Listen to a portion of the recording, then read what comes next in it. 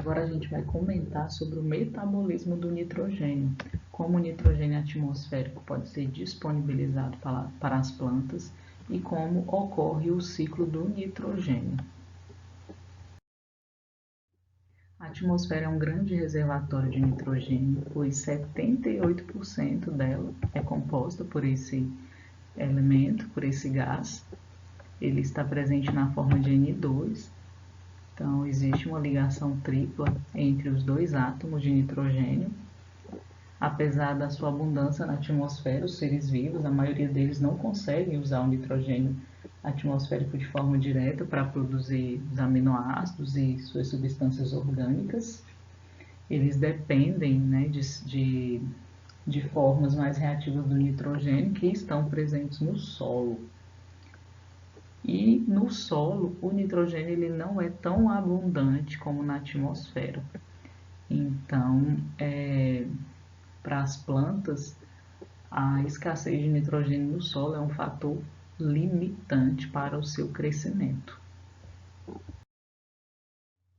Ele é um elemento importantíssimo para a planta porque é o mais abundante nos tecidos vegetais, é o macronutriente mais requerido pelas plantas. Isso porque ele faz parte de muitas substâncias importantes, como por exemplo os aminoácidos, as bases nitrogenadas, né, adenina, timina, uracila, que são componentes do DNA e do RNA. Além disso, ele é um componente de hormônios e um componente da molécula de clorofila, né? Que é um pigmento essencial para que o processo fotossintético possa ocorrer. O processo que garante a produção do alimento para as plantas. O nitrogênio ele circula e recircula por todas as partes do mundo dos organismos vivos. E esse processo é denominado de ciclo do nitrogênio. Conforme a gente pode observar então aqui na imagem. Então o nitrogênio aqui na forma de gás, ele pode ser fixado por micro-organismos diazotróficos, são bactérias que conseguem utilizar esse nitrogênio e converter ele de uma forma que a planta não consegue usar para uma forma que a planta consegue usar. Então, são bactérias fixadoras de nitrogênio. Você já deve ter ouvido falar das bactérias que formam nódulos nas raízes de leguminosas e conseguem disponibilizar nitrogênio para a planta. A gente vai entender como esse processo ocorre, esse processo de fixação biológica de nitrogênio. Grande parte do nitrogênio que está presente no solo originou-se a partir da decomposição de organismos mortos, como plantas e animais. Esses organismos eles são formados por materiais orgânicos complexos, como proteínas, aminoácidos, nucleotídeos e ácidos nucleicos. Esses organismos eles são decompostos por fungos e bactérias presentes no solo. As bactérias podem ser aeróbicas e anaeróbicas. Esses fungos e essas bactérias quebram esses materiais complexos, né, que eu comentei, proteínas, nucleotídeos, ácidos nucleicos, em substâncias mais simples. Eles vão incorporar essas substâncias em si mesmos para produzir aminoácidos e proteínas, e o excesso é liberado no solo. E essa liberação de nitrogênio no solo ocorre na forma de íons amônio. E aí esse processo é chamado de amonificação. O amônio, formado no processo de amonificação, ele pode ser utilizado pela planta. A planta consegue absorver o nitrogênio na forma de amônio.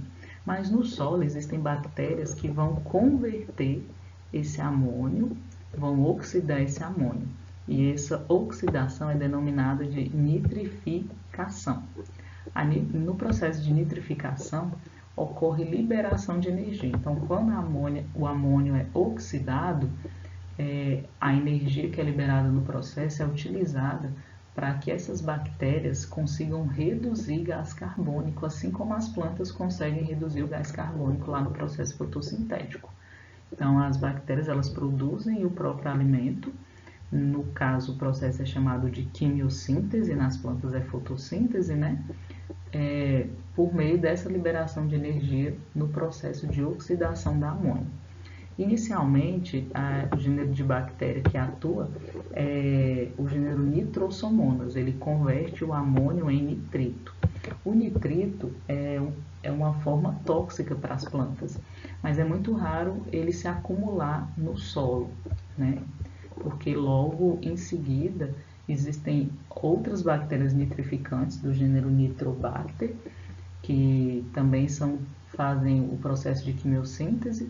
Por meio da conversão do nitrito em nitrato, ocorre liberação de energia, e elas utilizam essa energia também para produzir seu próprio alimento. E é interessante porque o nitrato é uma das formas preferidas de absorção do nitrogênio pelas plantas. A nitrificação é um processo muito favorecido pelas práticas de aração, pelo fato dessas práticas oxigenarem o solo. Observem aqui que o amônio ele é convertido em nitrito em presença de oxigênio, assim como o nitrito é convertido em nitrato, também em condições de aerobiose.